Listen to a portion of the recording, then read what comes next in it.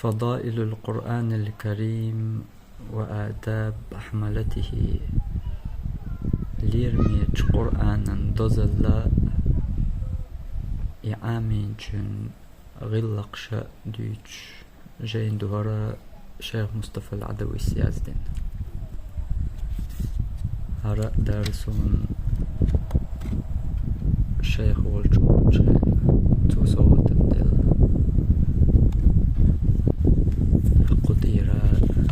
غلقش نور سعح وروي. عن عمر بن الخطاب رضي الله عنه قال: عمر بن الخطاب ديت الله ريس خلتن تؤلق قال رسول الله صلى الله عليه وسلم: الله يلشنو إيلر آل من نام عن حزبه أو عن شيء منه شي قرآنخ دوش دولج وردنخ بيسن إديشة تقين ويجن وسن يتحنكيبر يوسنيح فقرأه فيما بين صلاة الفجر وصلاة الظهر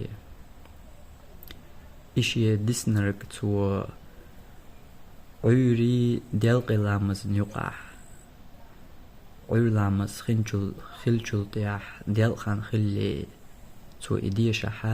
كتب له كأنما قرأه من الليل